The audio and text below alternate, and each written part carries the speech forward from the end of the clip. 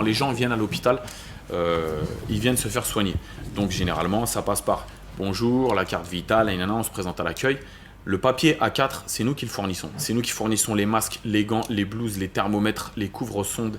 Concrètement, si on n'était pas là, il n'y aurait pas d'approvisionnement, donc pas d'hôpital. On a stocké tout ce qui était de l'eau, du lait, des bavoirs pour papy et mamie, du gel hydroalcoolique, des couches, des gants de toilette, des masques, très important, c'est devenu, je crois, aussi cher que les lingots. Notre taf, c'est de bien faire attention à qui a besoin de quoi et de dispatcher correctement. Ça va de la blouse au champ à inciser, trousse d'accouchement, il y a les bandelettes, des lunettes de protection, des respirateurs, des nébulisateurs, des filtres. Et voilà, ici c'est le gros du ce qui peut sauver des vies. Et en fait là, j'ai l'unité de gériatrie qui vient de me passer un dépannage.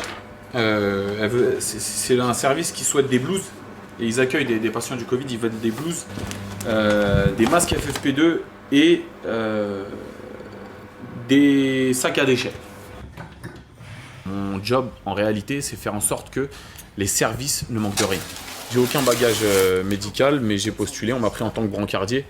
À part être consciencieux et faire attention à autrui, il n'y a pas besoin de diplôme médical. Et en fait, petit à petit, j'ai gravi les échelons. Et je me suis rendu compte que toute la journée, je faisais que des bonnes actions. Alors, c'est des fûts cartons qu'ils veulent. Les fûts cartons, c'est des cartons avec du plastique à l'intérieur. C'est pour mettre tout ce qui a servi avec tout ce qui est un peu sale, comme les aiguilles pour les prises de sang, tout ce qui est un peu pas très beau à voir. Et voilà, donc je vais aller les chercher. J'ai ma mère qui est extrêmement peur.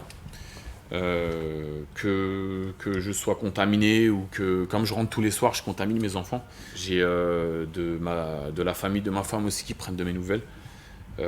Ça me touche parce que jusqu'à maintenant, la seule chose que je fais pour l'hôpital et pour les patients, c'est invisible. Et aujourd'hui, j'ai mes proches qui s'inquiètent de mon travail.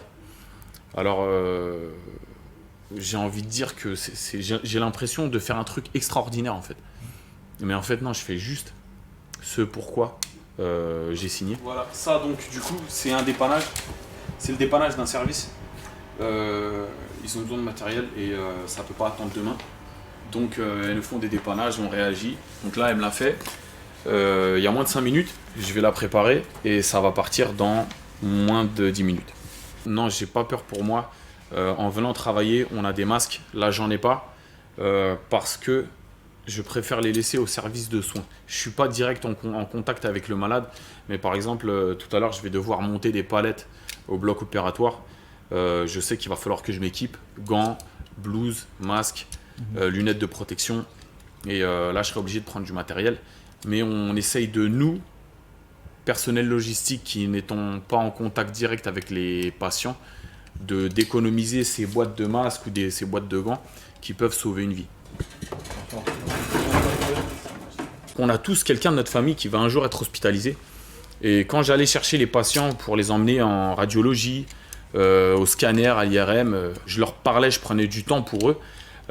C'est ce que j'aurais aimé qu'on fasse pour quelqu'un de ma famille. Donc en fait, je suis arrivé à l'hôpital en cherchant un job et j'ai découvert une vocation.